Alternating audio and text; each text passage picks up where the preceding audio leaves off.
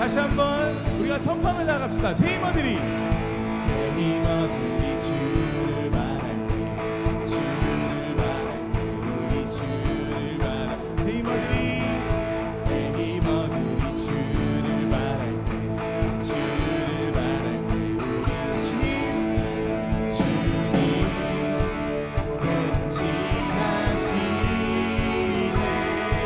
소망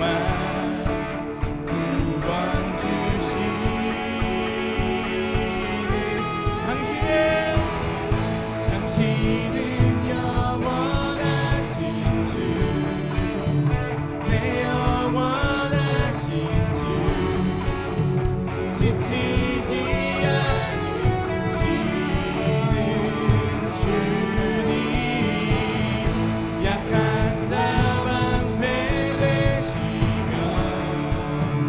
위로자 되신 주, 독수리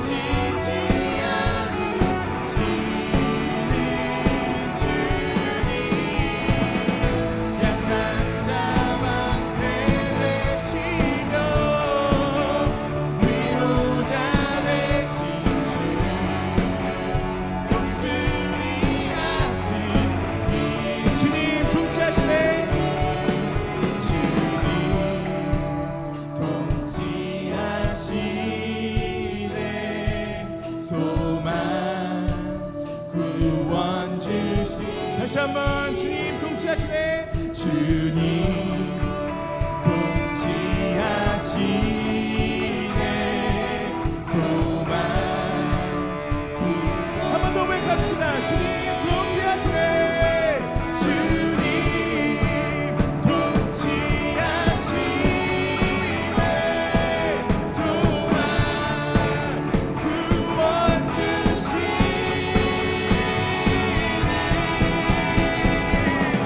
당신은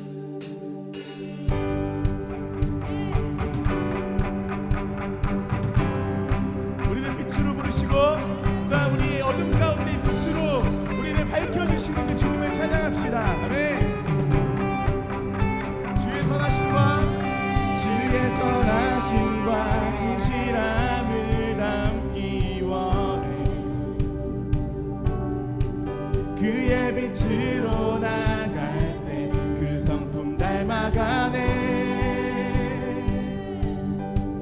빛을 닮아갈 때 주가 주신 자유함으로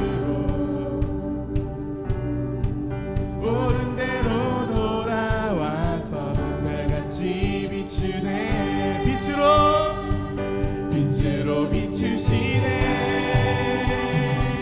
어둠이 드러나고 아멘. 나를 숨은 어물에서 벗어나게 하시네. 빛으로 일어서네. 어둠이 밝혀지고 빛 대신 우리 주와 그 생명길 가네. 할렐루야. 네. 주의 선하심과 진실함을 담기 원해. 그의 빛으로 나갈 때 그 성품 달려가네. 빛을 닮아갈 때 주가 주신 자유함으로 옳은 대로 돌아와서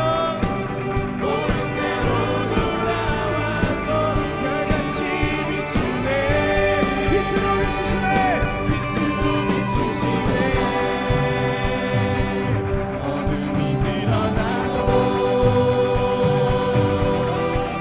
나를 숨은 어물에서 벗어나게 하시네.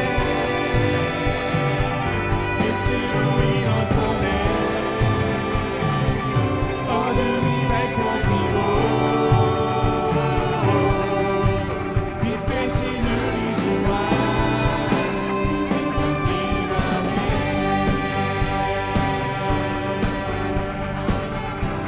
다같이 호흡합시다. 내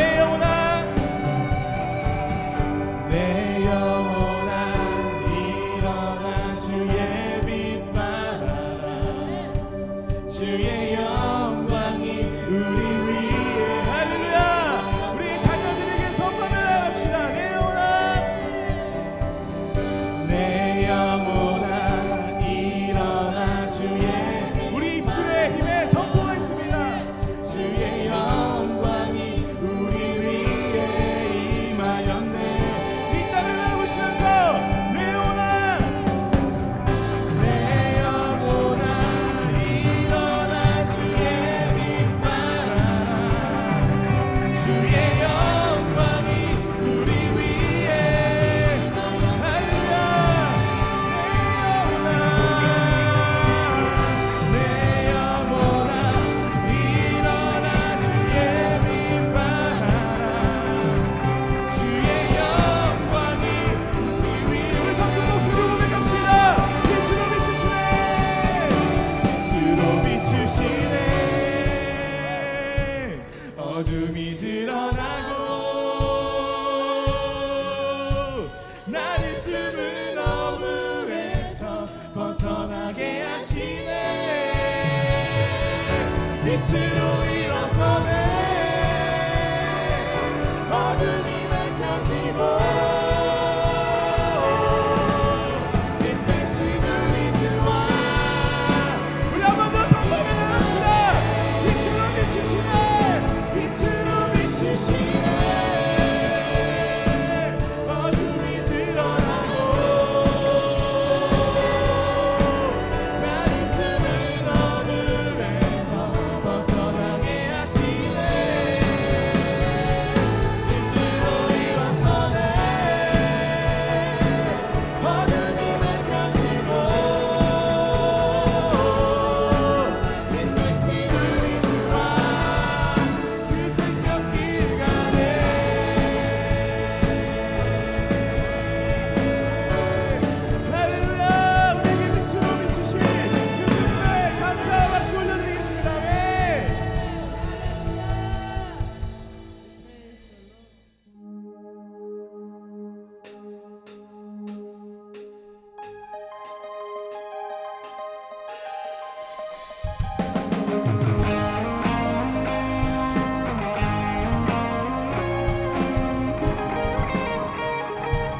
위대하신 주님의 우리가 주님의 광대하심을 우리가 경배하며 나갑니다.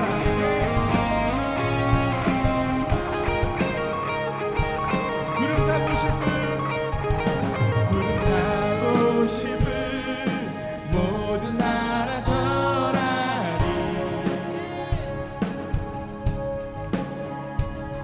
죄 사슬은 길에 주의 찬양 선포할 때 주를 막을 자는 우리 주는 사자 우리 주는 사자 그다의 그 사자 그게 보유하며 함께 싸우시네 주 앞에 모두 경배 죽임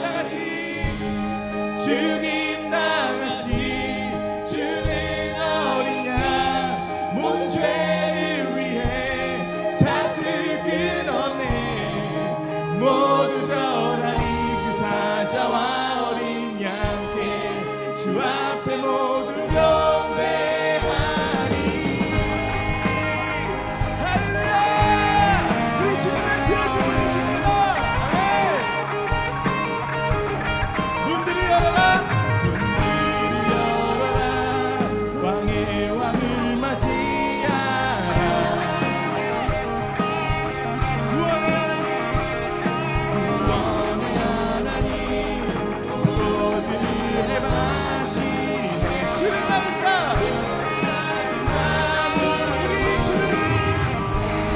우리 주는 사자 유다의 그 사자 그게 보유하며 함께 싸우시네 주 앞에 모두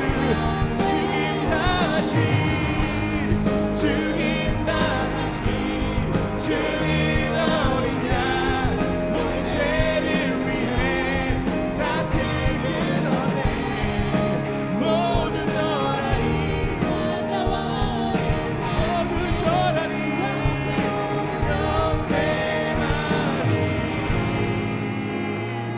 할렐루야 아멘. 주님은 위대하신 분이십니다.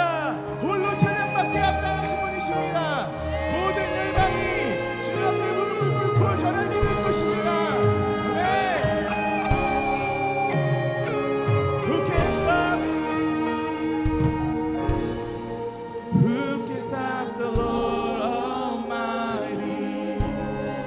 Who can stop the Lord Almighty? Who can stop the Lord Almighty?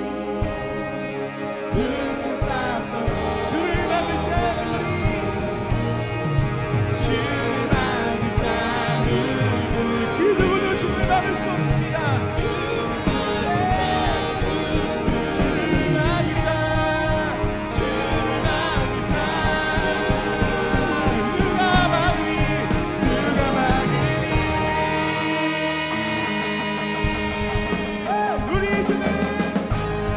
우리 주는 사자 유다의 그 사자 그게 보유하며 함께 싸우시네 주 앞에 모두여 죽임 당하신 주는 어린 양 모든 죄를 위해 사슬 끊어내 모두 절하리 사자와 어린 양께 주 앞에 다시 한번 우리 주는 사자 우리 주는 사자 유다의 그 사자 그게 보유하며 함께 싸우시네 주 앞에 모두 죽임 당하신 주는 어린 양 모든 죄를 위해 사슬 끊어내 모두 절하리 그 사자와 어린 양 우리 목소리로 우리 주는 사자 우리 주는 사자 유다의 그 사자 그게 보유하며 함께 싸우시네 주 앞에 모두 경배하리 주님 왕이신 주는 어린 양 모든 죄를 위해 사슬을 모두 전할 것입니다. 그 사자와 어린이와 함께 주 앞에 모두 경배하리. 할렐루야. 네. 온 열방이 주 앞에 전할 것입니다. 할렐루야. 아멘.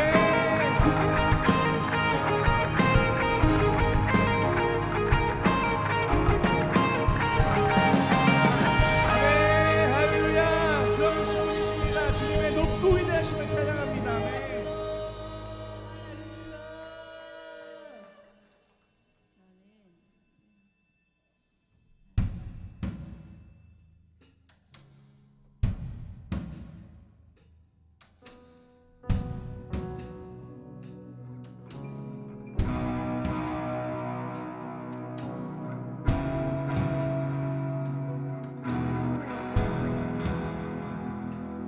우리 주 하나님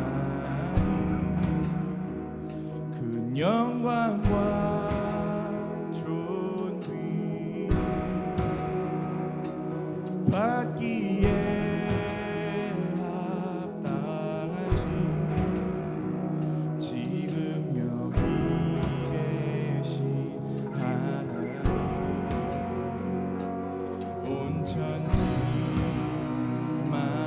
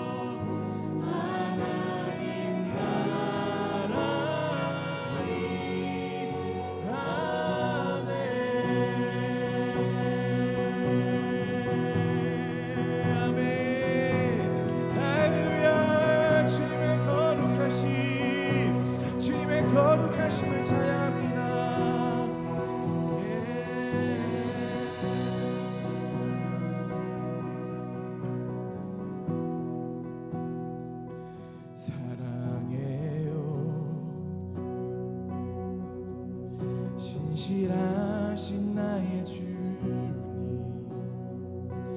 나의 삶 주님 안에 있네. 눈을 뜨는 아침부터 나 잠들기까지 오선하신 주를 노래하리. 다시 한번 사랑해요. 사랑해요. 신실하신 나의 주님, 나의 삶 주님 안에 있네. 눈을 뜨는 아침부터 나 잠들기까지 오선하신 주를 노래하리.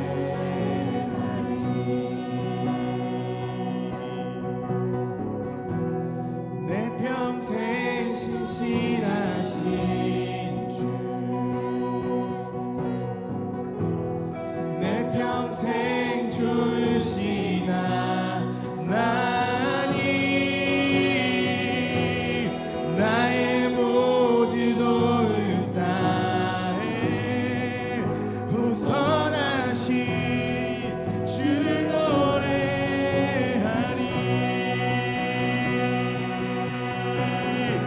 사랑해요. 사랑해요. 신실하신 나의 주님, 나의 삶 주님 안에 있네. 눈을 뜨는 아침부터 나 잠들기까지 우선하신 주를 노래하리. 내 평생 신실하신 주, 내 평생 주시나 나니 나의 모든 올 다해 우선하신 주를 노래하리. 내 평생 신실하신 주, 내 평생 신실하신 주, 내 평생 주신, 내 평생 주시나 나니 나의 모든 올 다해 우선하신 주를 노래하리. 주님의 선하신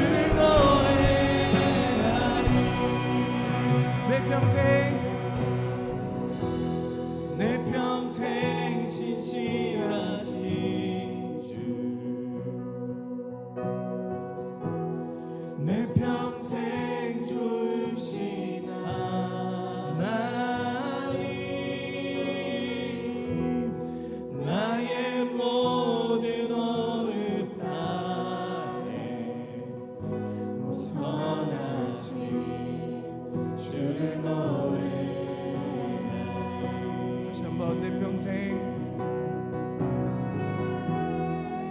평생 신실하신 주,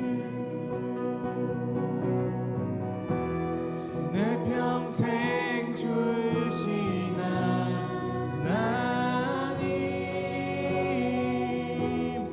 나의 모든 것을 다해 우선하신 주를 노래하리.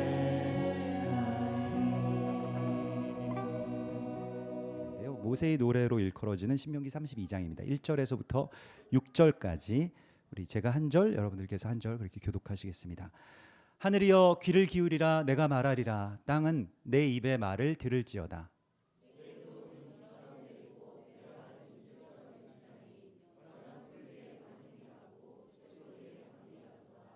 내가 여호와의 이름을 전파하리니 너희는 우리 하나님께 위엄을 돌릴지어다.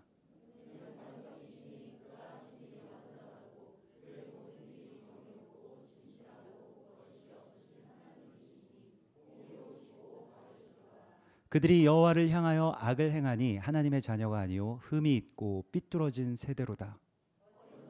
지혜 없는 백성아, 여호와께 이같이 보답하느냐?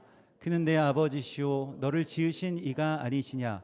그가 너를 만드시고 너를 세우셨도다. 아멘. 하아지누라고 하는 그 토라 포션의 제목은 귀를 기울이라라고 하는 말씀입니다.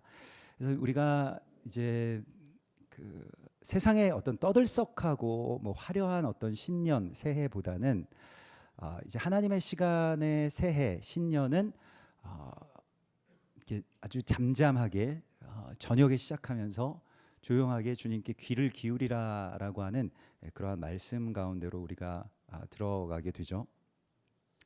사실 이게 이제 하아지누에서 그 뭐 단어적으로 좀 살펴보면 귀를 넓게 펴다, 또 귀를 넓게 열라라고 하시는 하나님의 말씀이 되겠습니다. 여러분들 뭐 가끔씩 이제 능력자들은 귀를 움직이시는 분들이 있곤 한데, 근데 보통은 이제 귀가 우리가 잘 움직이지가 않고 대부분 우리의 의지와는 상관없이 계속 듣게 되어 있습니다.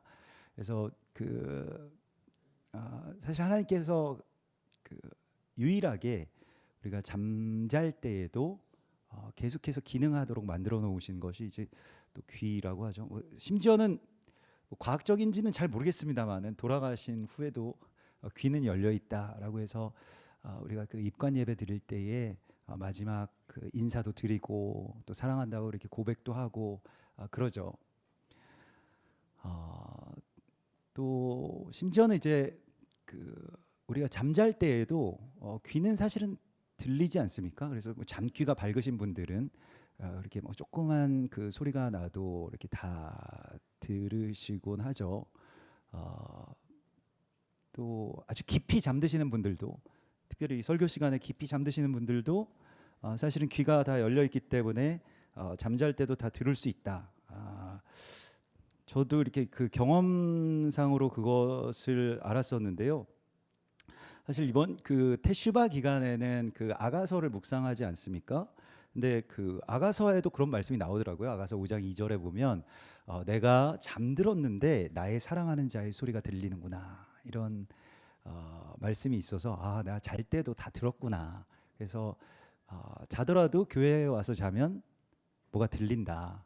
저는 그렇게 믿습니다. 그래서 주무시는 분들도 축복하고요. 근데 요즘에는 그렇게 깊이 잠드는 분들이 없으시네요. 네. 이제 신명기 31장에 어떤 모세의 노래라고 하는 위대한 그 노래가 시작이 되는데, 사실 그 모세의 노래라고 하는 것도 전체 토라가 다 모세의 노래라고도 할 수가 있겠고요. 또 어린 양의 노래는 이제 복음서와 또 신약 성경이라고 할 수가 있겠죠. 그래서 그 요한계시록에 보면 요한계시록 15장 2절에 보면 그때에 내가 유리 바다 가운데에서 서서 그러니까 그 출애굽 당시에는 홍해 바닷가에 섰지만은 우리가 다 그 바다를 건넌 후에 하나님의 검은고를 가지고 하나님의 종 모세의 노래, 또 어린 양의 노래를 불러, 그 다음 절이요. 다음 절로 넘겨주십시오. 예, 하나님의 종 모세의 노래 어린 양의 노래를 불러 이르되 주 하나님 곧 전능하신 이시여 하시는 일이 크고 놀라우시도다라는 만국의 왕이시여 주의 길이 의롭고 참되시도다라고 하는 노래를 부르게 될 것이라고 말씀을 하시고 있습니다. 사실은 이러한 노래가 시작되기 직전에는 요구되는 것이 있는데 그것은 온전한 침묵입니다. 그러니까 완전히 다 소리가 없는 상태. 유리 바다가에 섰다라고 하는 것은 지금 뭐 홍해 바다가와는 다르게 우리가 이스라엘에 가면은 뭐 또 이집트에 가면 홍해 바다를 가보곤 하죠. 그래서 이스라엘 최남단에도 엘랏이라고 하는 곳이 이제 이스라엘 백성들 건너왔다라고 하는 홍해 바다를 볼 수가 있는데, 근데 그런 사실 뭐 파도가 그렇게 강하지 않아서 뭐 파도 소리가 크게 들리진 않습니다만 아무튼 유리 바다 같은 곳에 아무런 어떤 파도가 없는 그 유리 바다와 같은 곳에 서서 모세의 노래를 이제 부르게 됩니다. 사실 그 이 음악이라고 하는 것은 저 그 고등학교 다닐 때 배운 건데 학교마다 그 이렇게 되게 무서운 그런 선생님들 계시지 않습니까? 모든 학교마다 뭐 독사가 있고 또 미친 개가 있고 뭐 그랬는데 예. 그 미친 개 쪽에 속하신 분이셨는데요. 그분은 그쪽 계열이셨는데 음악 선생님 진짜 무서웠습니다. 정말 무서웠어요. 뭐 수업 시간에 다 큰 남자 고등학교에서 진짜 다 정자세로 진짜 바늘 떨어지는 소리가 들릴 정도로 정말 무서웠습니다. 아무런 소리를 또 내지 못하고요. 자세가 뭐 좀 흐트러진다거나 아니면 뭐 뭔가 소리를 누가 떠든다거나 이런 걸 상상할 수가 없는 그런 분위기였습니다. 너무 악명이 높으셨기 때문에 뭐 별명이 다 했죠. 뭐 선배들부터 전설처럼 내려오는 그런 분이셨거든요. 그래서 그래서 조심해야 되겠다 생각하고 저도 수업 시간 내내 조용히 항상 집중했던 그런 시간인데요. 정말 그 소리에 예민하신 분이어가지고 정말 무서웠습니다. 아무튼 그 뭐 떠들면 그 대가는 뭐 상상 이상이었으니까요. 예. 정말로 이거는 상식을 더 넘어서는 일이구나 이런 생각이 들었었는데, 근데 나중에는 이제 그 선생님을 제가 지금도 기억이 나고 좋아하게 됐는데, 그래서 그 음악 시간마다 항상 뭐 이렇게 수업을 하시고 마지막에는 꼭 그 음악실에서 음악 수업을 했는데 레이저 디스크로 이 세계 유명한 그 오케스트라의 연주를 들려주셨어요. 근데 뭐 보통은 뭐 들어도 무슨 곡인지도 모르고 뭐 재미도 없으니까 맨날 다들 이제 자는데, 근데 자는 것도 용납이 안 됐기 때문에 눈을 부릅뜨고 이제 그걸 다 지켜봐야만 했습니다. 근데 나중에 그걸 계속 집중해서 들으니까 너무너무 재밌는 거예요. 근데 그 이제 베토벤의 그 교향곡 그 환희의 송가 그거 이제 9번 교향곡을 이제 하는데 그걸 들려주시는데 베를린 필이었습니다. 지금도 기억이 나는데 막 우리와 같은 그 당시 최고의 지휘자라고 하는 캬레안과 또 지구상 최고의 그 오케스트라라고 하는 베를린 필이 연주를 하는 거예요. 막 엄청난 박수가 막 쏟아지면서 지휘자가 등장을 합니다. 캬레안이 쫙 나와요. 카리스마가 엄청나죠. 딱 나와서 가만히 있습니다. 지휘봉을 들고 가만히 있어요. 그 가끔 예전에 음악다방 다니셨던 분들은 기억나실 겁니다. 캬레안이 이렇게 있는 모습 기억나실 거예요. 그 배경, 그 옆모습 가만히 있어요. 완전한 침묵이 그 홀을 덮습니다. 그리고 아주 세미한 곳에서부터 음악이 시작이 되는데, 근데 이제 그 음악 선생님이 가르쳐 주신 것은 베토벤 9번 교향곡은 캬레안이 해석할 때는 이 음악이 시작되는 지점부터 음악이 시작되는 게 아니고 완전한 그 아무 소리도 들리지 않았던 나중에 귀가 먹어서 아무런 소리도 들리지 않았던 그 완전한 침묵에서부터 시작하는 거야. 그래서 캬레안이 만약에 그렇게 가만히 있는데 누가 뭐 기침을 한다거나 뭐 그 당시에는 휴대폰이 없어서 그래도 다행입니다만 아무튼 기침을 한다거나 뭐 움직인다거나 무슨 뭐 팜플렛을 뒤적인다거나 이런 소리가 들리면 지휘봉을 막 꺾고 막 욕을 하면서 독일어로 무슨 뭐 제 독일어로 욕을 못해서 다행입니다만 아무튼 막 욕을 하면서 지휘봉을 내던지고 그냥 다시 퇴장해 버린다는 거예요. 심지어 너무 화가 나는 날은 그 공연 자체가 다 돈 다 물어주고 취소되기도 했다라고 하는 겁니다. 그래서 내가 너희들에게 조용히 하라고 하는 거다. 뭐 이렇게 얘기를 하셨었는데 캐레안 같은 분이셨죠. 저는 미친 개라고 안 부르고 그래서 그분은 캐레안이라고 불렀는데 근데 그게 너무 와닿는 거예요. 아, 그 침묵 속에서 음악이 시작되는구나. 아무것도 들리지 않는 그 소리마저도 완전히 단절된 그곳에서 베토벤은 그 하늘의 소리를 들었구나. 근데 나중에 그 환희의 송가 그 가사들을 보니까요, 정말 예언적이더라고요. 그룹 사이에 좌정하신 주여라고 하는 그런 찬송이었습니다. 그래서 우리 다 함께 이 모든 하나님의 자녀들이여, 온 세상의 모든 하나님의 자녀들이여 다 일어나 하나님을 찬양하세. 그룹 위에 자정하신 하나님을 찬양하세. 뭐 이런 환희의 송가를 그가 들었던 것이죠. 아무 소리도 들리지 않을 때. 그래서 오히려 우리가 주님의 음성을 듣고 주님의 소리를 듣기 위해서는, 또 말씀에서 하나님의 음성을 듣기 위해서는 침묵해야 됨을 성경은 우리에게 말씀을 하시고 있습니다. 엘리야 선지자를 보면 갈멜산에서 850명의 그 이교의 제사장들과 한판 붙어가지고 승리하잖아요. 어마어마한 승리였습니다. 국가적인 승리였고요. 그래서 막 사람들의 함성 소리, 막 칭송 소리, 거기에 이제 취해가지고 그에게 더 이상 하나님의 소리가 들리지 않게 됩니다.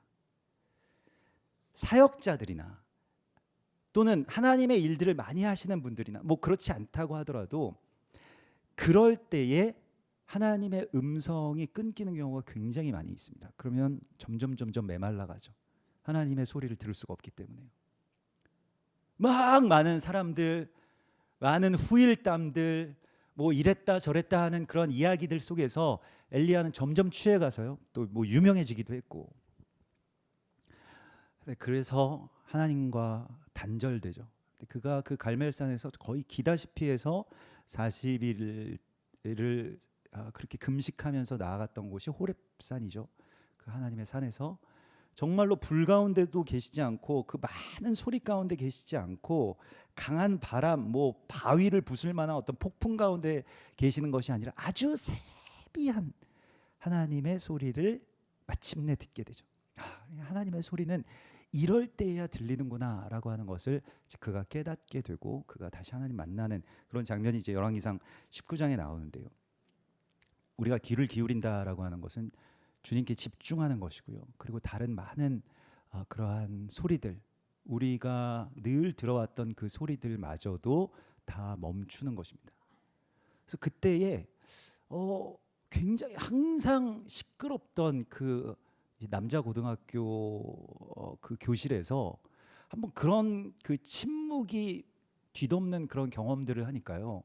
아, 이게 정말 자유구나라고 하는 것을, 떠들지 못해서가 아니고 정말 조용한 가운데서 그 엄청난 그러한 그 명곡들을 들을 수 있는 것이 정말로 자유구나. 만약에 떠들었으면 뭐 베토벤이 뭔지 뭐 침묵이 뭔지도 저 지금도 몰랐겠죠. 근데 그것을 들을 수 있었다라고 하는 것이 참 그 선생님의 어떠한 그러한 그 이제 은혜이기도 하죠. 근데 뭐 이제 때리는 건 좀 잘못됐다고 생각됩니다만은 아무리 그래도 지금 사고에서는요. 뭐 그 당시에는 많이 있었으니까요. 그래서 우리가 하나님의 소리를 듣기 위해서는 잠잠하고 주님께 귀를 기울여야 됩니다. 주님께 귀를 기울인다라고 하는 것은 관심을 둔다는 것이고요. 뭐 어찌 보면 자세에서도 사실은 나타나죠. 그래서 지금 뭔가를 정말로 하나님의 음성을 듣기 위해서 막 그 어떤 이 모든 것들이 표현되는 분들도 있는가 하면 뭔가 좀 지겹고 또 뭐 잘 들리지 않고 좀 힘들고 이런 것들이 있는 분들도 혹여 계시겠죠. 들음이라고 하는 것에 있어서는 우리의 어떤 간절한 그런 관심, 주의를 집중하는 것이 반드시 필요합니다. 그리고 또한 그 들음의 가장 적극적인 들음이라고 하는 것은 질문하는 것이죠. 그래서 하나님께 우리가 듣기 위해서 묻는 것이고요. 또 그냥 들리면 그냥 들리나 보다라고 하는 것이 아니라 듣고 어떤 그 생각이 맞는지, 혹은 내가 지금껏 가져왔던 생각과 좀 다르면 또 묻고, 또 서로에게 묻고 질문하라고 말씀을 하시고 있죠. 그래서 오늘 이 신명기 32장 7절의 말씀을 보면 두 번째 파르샤가 되겠는데, 그 옛날 일을 기억하라, 역대의 연대를 생각하고 내 아버지에게 물으라, 그가 내게 설명할 것이요 내 어른들에게 물으라, 그들이 내게 말하리로다라고 말씀을 하시고 있습니다. 여러분, 이 지혜를 받으십시오. 우리는 좀처럼 잘 묻지 않습니다. 또 나와는 생각이 다를 것 같은 분들에게는 더더욱 그렇죠. 나와는 세대가 다르고 입장이 다를 것 같은 분들에게는 좀처럼 잘 묻지 않습니다. 그러나 특별히 우리의 아버지들에게, 또 우리의 부모님들에게, 우리의 어른들에게 성경은 질문하라고 말씀을 하시고 있습니다. 이것이야말로 우리가 들을 수 있는 길이기 때문에 그렇습니다. 이론적으로는 저도 아는데 잘 되지는 않더라고요. 부모님에게 제 입장에 대해서 말씀드리고 제 생각에 대해서 말씀드리고, 그런데 어떻게 생각하세요? 라고 질문하는 게 참 쉽지 않은 일이었습니다. 그러나 저 막 부모님이랑 대화가 많은 편은 아닙니다만은 가끔씩 또 부모님 뵐 때마다, 또 혹은 연락 드릴 때마다 또 질문하곤 하죠. 애써서. 그리고 그 의견을 묻기도 하고요. 근데 우리가 서로에게로 마음을 돌이키는 것이잖아요. 그래서 어른들도 질문할 수 있어야 됩니다. 자녀들에게, 또 어린 사람들에게 질문할 수 있어야 됩니다. 진짜 그 마음과 의견에 대하여서 물을 수 있어야 돼요. 이게 한국 사회는 유교 사회 중에서도 제일 나이 서열이 중요한 사회인 것 같아요. 전 세계를 통틀어서 제가 경험한 전 세계 중에서는 나이에 대해서 가장 민감하고, 일단 나이를 묻죠, 보통은. 또 그래서 나이가 조금이라도 많으면은 윗사람이 되어버리는 것이 오늘 우리 대한민국만의 특징인 것 같아요. 뭐 일본에 가도 나이를 잘 안 물어보고요. 뭐 중국 사람들도, 제 예전에 중국 친구들도 보면 나이를 묻는 경우를 거의 보지 못했어요. 한국은 일단 무조건 만나면 일단 나이부터 묻고, 또 묻기가 조금 어색한 사이에는 또 딴 사람한테 물어보죠. 근데 쟤 몇 살이야? 몇 년생이야 쟤? 무슨 띠야? 이렇게 물어보잖아요. 그 나이가 굉장히 중요한데 우리 사회에서는. 그러나 아무튼 그 어른들이 자녀들에게 묻는 것에 대하여서 하나님께서는 그것이 우리가 서로에게로 마음을 돌이키는 회개를 하는 것이고, 그때에 주님이 오신다라고 말씀을 하시고 있습니다. 이것이 말라기 4장의 말씀이고, 사실은 전체 구약 성경에 어찌 보면 결론이라고 할 수가 있어요. 예. 그러니까 물어야 되는 것이죠. 근데 우리는 내가 내 의견을 말하는 것까지는 그래도 하는데, 상대방의 의견을 좀처럼 들으려고 하지는 않습니다. 또 일부러 들으려고 하지도 않아요. 질문하고 싶어 하지 않는 그러한 세상 속에 살고 있습니다만은, 그러나 너희는 물으라고 말씀을 하시고 있습니다. 솔로몬이 즉위한 후에 왕이 되자마자 한 일은, 자기의 거의 어떻게 보면 통치자금 전 재산을 다 통틀어서 1,000마리의 소를 하나님 앞에 드리는 1,000번제를 드렸습니다. 그러니까 그걸 나눠 가지고 몇 년에 걸쳐서 드린 게 아니고요. 사실은 솔로몬의 1,000번제는 그 제단에서 한 번에 다 드린 거라고 하거든요. 1,000마리를 그냥 단번에. 그러니까 할부가 아니고요. 무이자 할부가 아니고 한 번에 그냥 일시불로 1,000마리를 다 결제를 했다는 거예요. 이거 어마어마한 거죠. 사실은 왕이 됐으면 이제 자기 권력을 아주 강하게 해야 되기 때문에 돈이 많이 필요하거든요. 근데 그걸 다 하나님께 드린 거예요. 하나님 얼마나 기뻐하시겠어요. 그래서 소원 하나만 말해라, 내가 뭐든지 다 들어주겠다. 그러면 여러분들 무슨 소원을 말씀을 하시겠습니까? 여러분들도 하나님께 무슨 소원이 있잖아요. 하나님 꼭 들어주십시오. 한 가지는 좀 부족한데, 아무튼 이것도 있고 저것도 있고 한데, 아무튼 그 중에서 하나만 고르라고 한다면 뭐를 고르시겠습니까? 많은 것들이 있겠죠. 저도 어제 이 말씀 이렇게 준비하면서 갑자기 뭔가 뉴스를 보니까 뭔가 그 복권에 당첨되신 분들이 있더라고요. 근데 한 명이 5개를 다 당첨됐을 가능성이 있다. 이래가지고 뉴스에 나왔더라고요. 그 어마어마하더라고요. 액수가.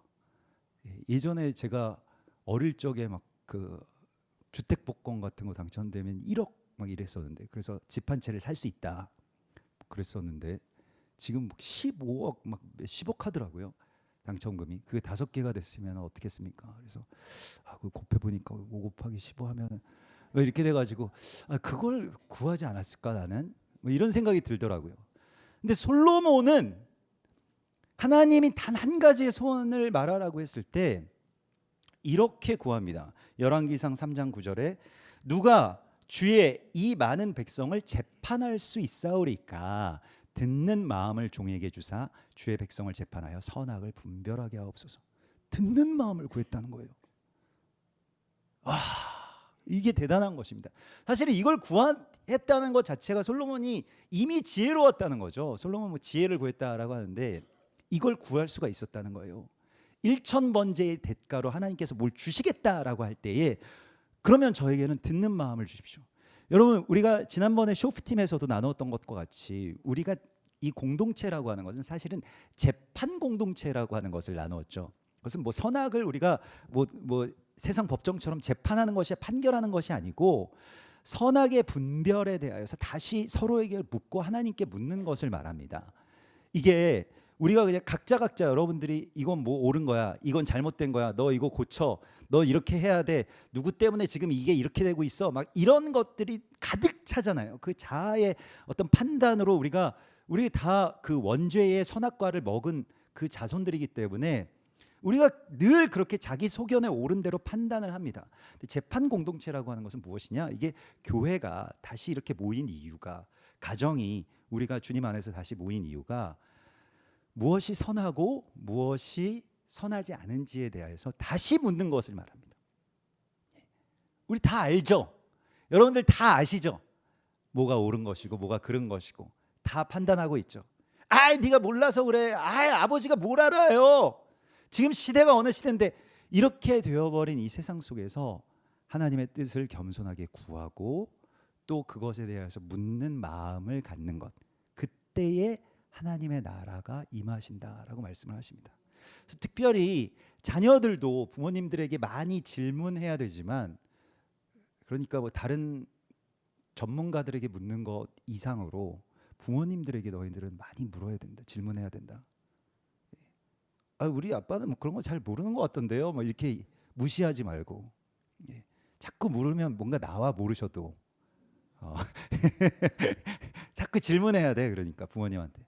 그리고 부모님들은 자녀분들에게 이거 어떻게 하는 거냐, 이거 업로드 뭐 어떻게 하는 거야, 이거 이런 것만 물어보시지 말고, 정말 그 마음, 아버지 생각은 이런데 너는 어떻게 생각하냐, 또 요즘은 이런 거에 대해서 어떻게 이야기하디, 이런 것들에 대해서 의견을 물을 수가 있어야 됩니다. 자꾸 네가 뭘, 요즘 애들은 이상해 막 점점, 이렇게 이야기하지 마시고 정말로 그 뜻을 묻고 거기에 대해서, 그 마음에 대해서 공감하는 것이죠. 이게 서로에게로 마음을 돌이키는, 몰라서 물어보는 게 아니에요. 공감하기 위해서 물어보는 것이죠. 주님께서는 우리가 그 서로에게로 마음을 돌이키는 것이 회개라고 말씀을 하셨습니다.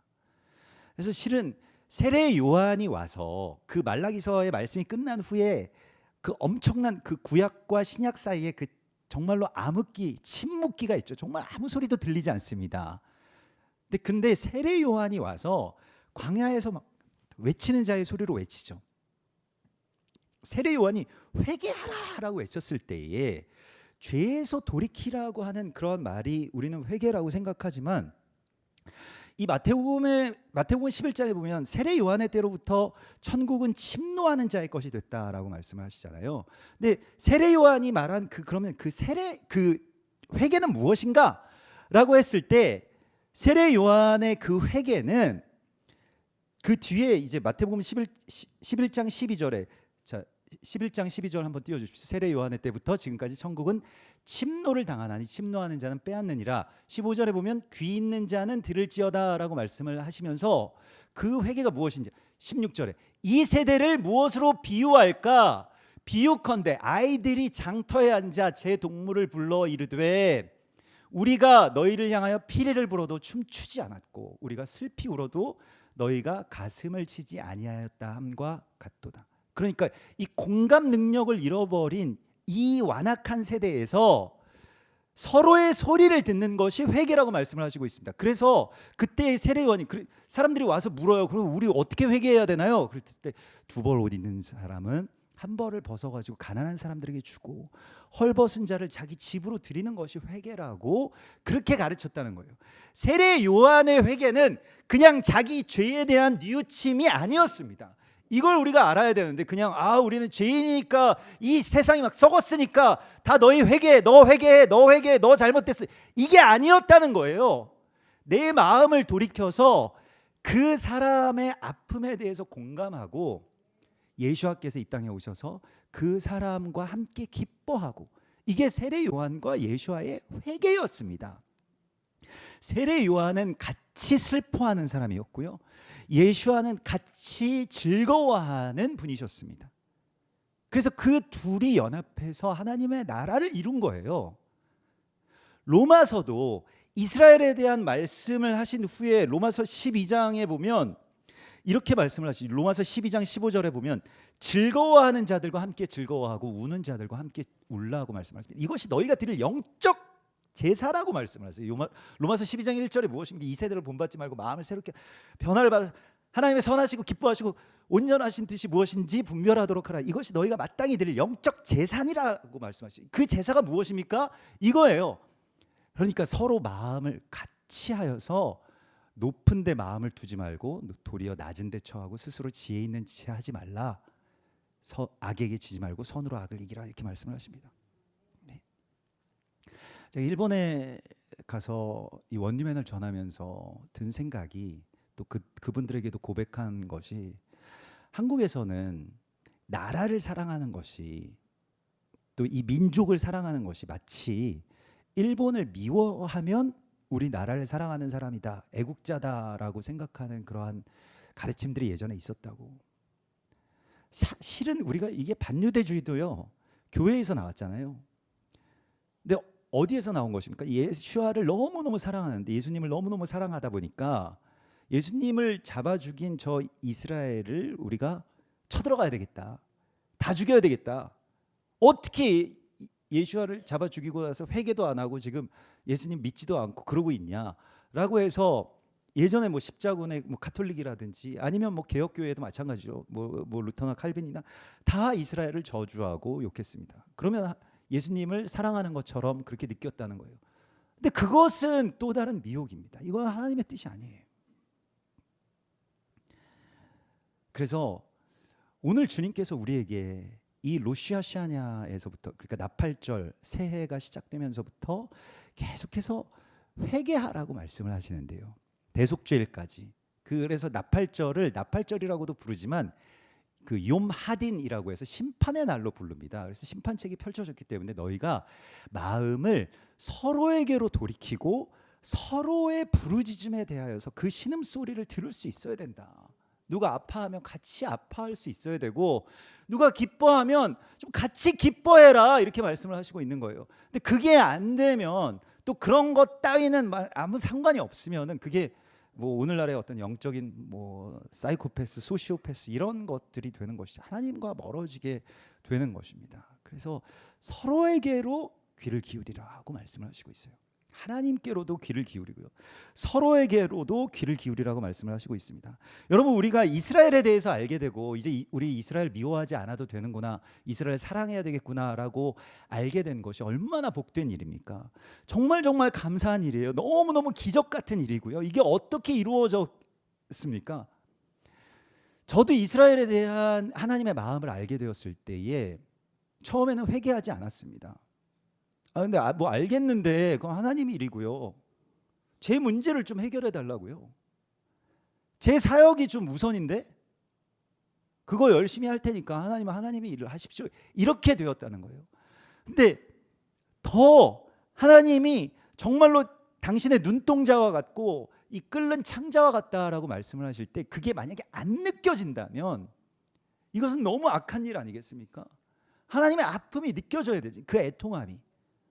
그래서 우리가 이스라엘 알게 된 건 아닙니까? 마음을 하나님께로 돌이키고 귀를 하나님의 음성에 기울이게 되면 이것에 대해서 우리가 순복하게 되는 것이 이스라엘에 대해서 알게 되고 열린다라고 하는 것의 의미가 되겠습니다. 그래서 오늘도 주님께서 이 하아지누의 말씀 본문 가운데서 말씀을 하시는 것이 이스라엘을 하나님이 책망하시는 것은 32장 10절에 보면 여호와께서 그를 황무지에서 짐승이 부르는 광야에서 만나시고 호위하시며 보호하시며, 신명기 32장 10절입니다. 자기의 눈동자같이 지키셨도다 이렇게 말씀을 하시고 있거든요. 그래서 이스라엘을 당신의 눈동자같이 지키셨대요.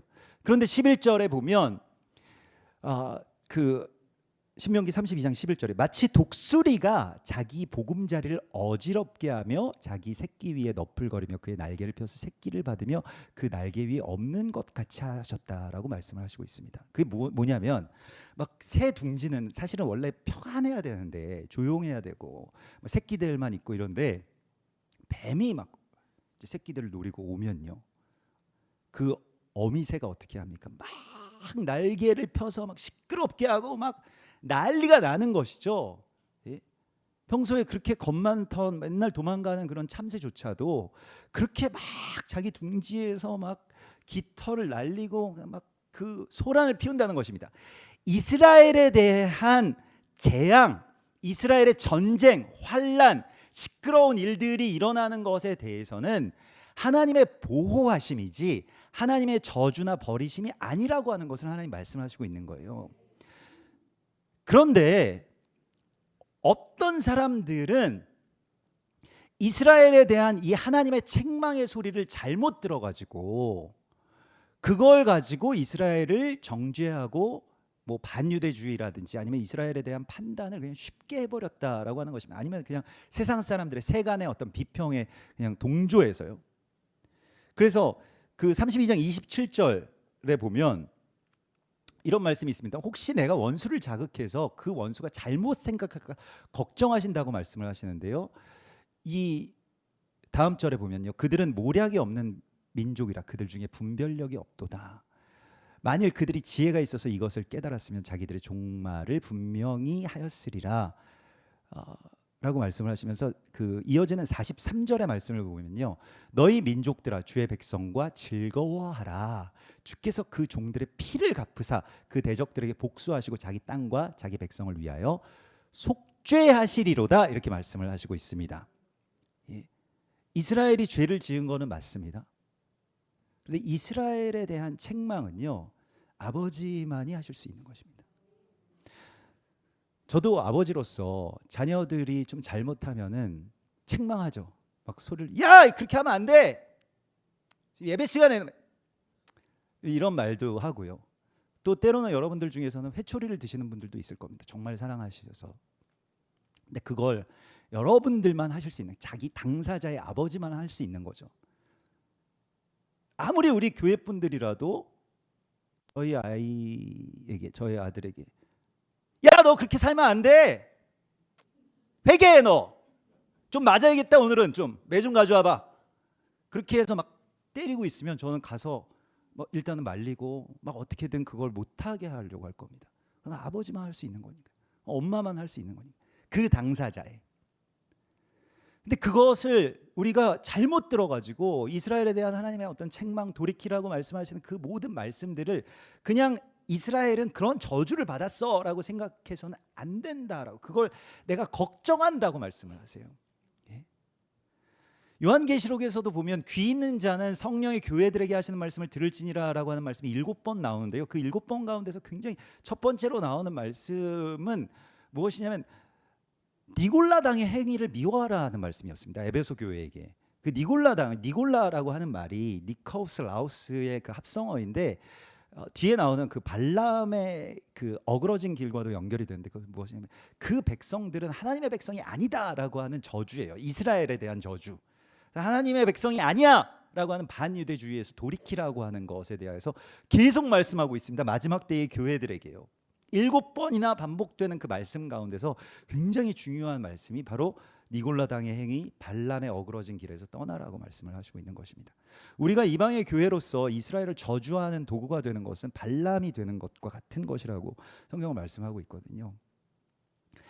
그래서 이스라엘에 대한 여러 가지의 어떤 그 마음들 가운데서 하나님이 사랑하시고 애통해 하시는 것을 그냥 우리가 받을 뿐입니다. 그리고 하나님의 때에 하나님께서는 그들을 돌이키게 하시고 좀 잘못됐던 것들을 하나님께서 씻어 주실 것이다, 이런 약속을 주시죠. 우리는 그것을 그냥 같이 곁에서 소망할 뿐입니다. 우리가 그 심판자가 될 수는 없죠. 다만 그럼에도 불구하고 기도하는 것들도 있습니다. 좀 돌이켜야 될 것들도 있겠죠. 그러나 그것을 우리가 직접적으로 말하지는 못하기 때문에, 그래서 저도 이스라엘 편에서 마치 그냥 이스라엘에 대한 어떤 그런 어떤 깍쟁이 비판자가 아니라 정말로 순수하게 그냥 또 어쩌면 무식하게 이스라엘만을 그냥 사랑하는 그러한 할머니 같은 사랑. 예전에 우리 할머니가 제가 아버지한테 좀 맞을 때, 혼날 때마다 오셔서 계속 그 뭐 제주도 사투리로 막 아니우다 아니우다 얘는 그런 애가 아니우다 이렇게 말씀하셨던 그 할머니 같이 그냥 대신 맞아주는 좀 그런 사랑을 저는 하고 싶었어요. 무식해서가 아니고, 뭐 무식한 것도 좀 있긴 있지만요. 그런데 얼마 전이 아니라 며칠 전에 그 저 원유면에 대해서 많이 이렇게 뭐 자료도 많이 주시고 가르침도 많이 주시는 우리 차신정 박사님이 안젤라 부흐달이라고 하는 그 차세대 가장 유명한 랍비가 있다는 거예요. 뉴욕의 맨하튼에서 그 센트럴 시나고그라고 하는 한 7,000명 정도 되는 굉장히 크고 또 몇백 년 된, 그러니까 뭐 한 거의 200년 가까이 된 그런 유대교 회당입니다. 이 뉴욕 그게 사실은 뭐 미국이라고 하는 나라 자체를 영국의 청교도들과 또 유대인들이 함께 같이 세운 것이기 때문에 특별히 뉴욕은 그냥 유대인들의 뭐 나라 같죠, 가보면. 근데 거기에 하여튼 최고 회당이에요. 근데 거기에 회당에 그 이제 수석 랍비가 한국계 여성이 됐습니다. 잘 모르셨죠? 그게 너무 큰 뉴스였는데요. 이거 왜냐하면은 랍비가, 그러니까 여성 랍비가 거의 없을 뿐더러 뭐 한국에서 그 여자 목사님들이 계십니다만은 많이 안 계신 것보다 더 없습니다. 근데 하여튼 그 미국 유대교를 대표하는 그 회당의 이 수석 랍비, 그러니까 뭐 이를테면 뭐 교회로 치면 담임 목사님 같은 분이죠. 근데 그런 분을 한국계 여성으로, 그러니까 생김새가 그냥 한국 사람이에요. 그 안젤라 부흐달이라고 하는, 저 이제 누님으로 모시기로 했는데 뭐 개인적인 관계는 없습니다만 내적 친밀감이 생겨서 그렇습니다. 근데 우린 또 한국 사람이기 때문에 또 나이도 이렇게 보고 이러잖아요. 근데 저보다 한 살 많으시더라고요. 그래서 누님으로 부흐달 누님, 네, 뉴욕 가서 한번 만나야죠. 근데 한국에서 그 미 8군이었던 그 유대인 아버지와 결혼하신 그 이말자 여사님과 사이에서 태어나셨는데 이제 미국으로 가셔서 유대인으로서 자라셨고 또 뭐 유대 교육도 받으시고 또 세상에서는 예일대도 졸업하시고 뭐 그러셨어요. 그래서 굉장히 뛰어난 분이고 그 뭐 뉴스위크나 뭐 뉴욕 타임즈에서 가장 영향력 있는 랍비 혹은 가장 영향력 있는 유대인들 뭐 50명, 5명 이런 거 뽑을 때 꼭 들어가는 분입니다. 그러니까 정말로 영향력이 많은 그런 분이세요. 근데 뭐 유대교가 뭐 대수냐, 기독교가 이제 뭐 진리지 이렇게 말씀하시는 분들도 계시지만은 물론 맞습니다. 맞는데 그럼에도 불구하고 우리가 이 예전과는 다르게 유대인들이 아직 때가 안 됐기 때문에 언젠가 그들이 기다리던 메시아가 예수아라고 하는 것을 안다면 그걸 깨닫게 되는 날이 올 텐데 그들은 다 돌아오게 될 것입니다. 그렇기 때문에 그들이 되게 귀중한 것이죠. 그래서 그들을 개종시킨다기보다는 그 하나님의 부르심 가운데 그 특별한 민족과 그 전통 안에서 예수아를 받아들이기만 하면 된다라고 하는 소망을 우리가 품기 시작한 건데요. 이게 이제 뭐 어떤 메시아닉이라고 하는 그런 새로운 용어가 생긴 그런 일이기도 하죠. 그래서 이제 그분이 이번 로시아시아냐요. 우리 그때 이제 월요일 날 예배 드렸잖아요. 그 밤에 그분도 그 뉴욕 센트럴 시나고그에서 설교를 하신 거예요. 메시지를 하셨는데 그 설교문을 저한테 보내주셨는데요. 제가 그걸 읽으면서 너무 감동했습니다. 몇 번을 읽으면서 이거 과연 이거 누가 쓰셨을까라고 해서 알아봤더니 여자 거의 그러니까 그 최초의 여성 랍비로서 최초로 수석 랍비가 되신 분이고요. 뭐 아시아계로서 진짜 전무후무한 분이에요. 근데 그 한국계라고 하는 것도 굉장히 놀랍더라고요. 근데 이분이 이제 거기에 설교를 하신 내용이었습니다. 근데 저는 아주 눈물을 흘리면서 봤는데, 그래서 제가 뭐 이번 주에 금식 중이기도 하고 미디어도 사실 금식인데 이거는 뭔가 꼭 이걸 좀 자막을 입혀가지고 한번 같이 나누면 좋을 것 같아서 좀 그 어젯밤에 급하게 제가 자막을 좀 요약해가지고요. 그게 뭐 30분 넘는 설교였는데 한 2분 정도로 줄여가지고 자막을 좀 넣어봤습니다. 나중에 한번 여러분들이 좀 전문을 한번 보시면 좋을 것 같아요. 왜냐하면 거기에는 많은 이야기들이 담겨져 있기 때문입니다. 그래서 조명을 좀 그쪽에 꺼주시고요. 한번 그 부달 랍비의 또 한국계 용산에서 태어나신 부달 누님의 설교를 한번 듣고 또 같이 설교를 마무리하도록 하겠습니다. 이스라엘만 꼭 다 잘했다라고 하는 것이 아닙니다. 또 팔레스타인만 불쌍하다라고 하는 것도 아닙니다. 그러나 하나님께서는 이스마엘을 내쫓으라고 하신 후에 그냥 이스마엘을 저주 가운데서 버리지 않으셨고요. 창세기 21장에 보면 이스마엘이 우는 소리를 들으십니다. 이스마엘의 울음소리를 듣고 그를 살려주신 하나님에 대해서 우리에게 깨달으라고 말씀을 하시고요. 또한 이스마엘만 그렇게 불쌍한 것이 아니고 이삭의 침묵에 대하여서도 말씀을 하십니다. 우리가 이삭을 제단으로 데려가서 묶었을 때에 아브라함이요, 이삭은 아무런 소리를 내지 않습니다. 양들의 침묵이라고 하는 말 들어보셨죠? 제단의 양처럼 아무 소리를 내지 않는 거예요. 저는 이번에 일본의 신주쿠에서 거리 찬양을 갔을 때에 히브리어 찬양을 부르는데요. 지나가던 외국인들 가운데서 몇 명이 조용히 입술로 그 찬양을 따라하는 것을 들었습니다. 근데 와서 막 반가워하거나 나 유대인입니다라고 말하지 않고 그냥 가요. 그 찬양 끝나고 집으로 돌아가면서 어떤 한 가게에서 저희 아내가 유대인들 한 가정을 만나는데 너무 반가워서 우리 유대인들 사랑하고, 근데 세계가 다 지금 등을 돌리고 있고 그리고 우리를 미워하는데 당신들은 어떻게 우리를 사랑하냐. 그래서 정말 당신 사랑한다고. 근데 그래서 우리 같이 그러면 암 이스라엘 하이, 우리 이스라엘 살아있다 이거 한번 같이 외칠까요? 막 그랬는데 분들이 아니라고, 조용히 해야 된다고. 우리는 다 미움받고 있기 때문에 여기서 우리가 유대인이라는 거가 알려지면 사람들이 우리 싫어한다고. 정말로 테러를 당할 수도 있고. 이스라엘의 침묵도 소리입니다. 그걸 들을 수 있어야 돼요. 그러나 팔레스타인 아이들의 그 울음소리도, 이분이 이제 설교 전문에서는 그 팔레스타인 보건국에서 발표하는 그 숫자가 뻥튀기가 돼서 몇백 명이 아니라고 할지라도 분명한 건 그곳에서 한 명이든 10명이든 아이들이 죽어가고 있다. 그게 중요한 거라고. 그 우리가 회개해야 된다고. 우리가 그들 도와줘야 된다고. 그 정말 정통 유대인들 중에서 유대인들이 그런 그 회당에서 이분이 그걸 나누신 거예요. 많은 유대인들이 팔레스타인에 대한 어떤 그런 자선이나 구호에 대한 지원들을 그 예전에 하던 그러한 구제들을 다 끊고 있다라고 하는 거에 대해서 우리가 이렇게 연약한 사람들이었냐고 책망하는 내용이었습니다. 이게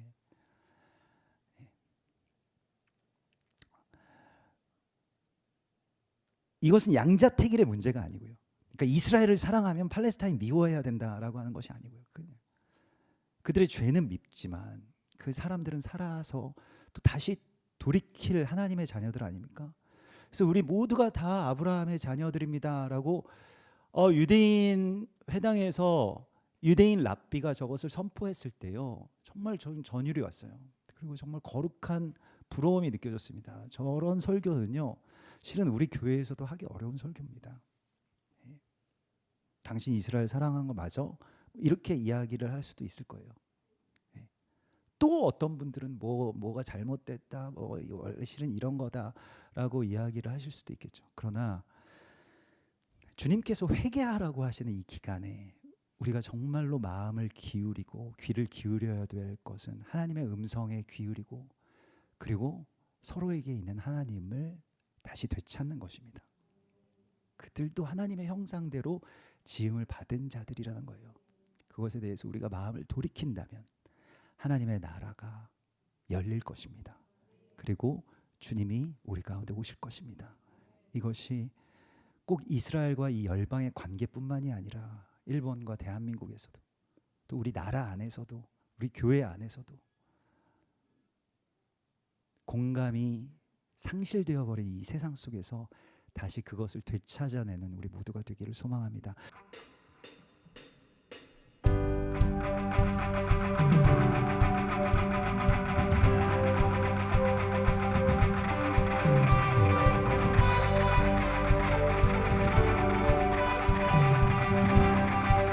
주의 선하심과 진실함을 담기 원해. 그의 빛으로 나갈 때 그 성품 닮아가네. 빛을 닮아갈 때 주가 주신 자유함을 어른대로 돌아와서 별같이 비추네. 빛으로 비추시네. 어둠이 드러나고 나를 숨은 허물에서 벗어나게 하시네. 빛으로 일어서네. 어둠이 밝혀지고 빛 대신 우리 주와 그 생명길 가네. 빛으로 비추시네. 빛으로 비추시네. 어둠이 드러나고 나를 숨은 허물에서 벗어나게 하시네. 빛으로 일어서네. 어둠이 밝혀지고 빛 대신 우리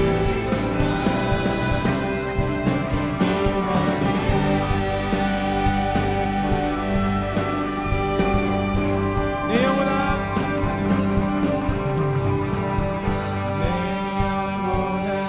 일어나 주의 빛 따라.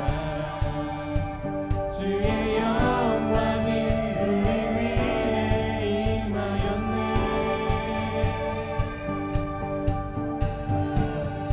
내 영혼아, 일어나 주의 빛 따라.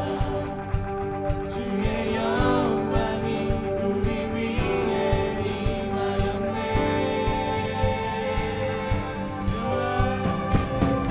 내 영혼아, 일어나 주의 빛 따라. 주의 영광이 우리 위에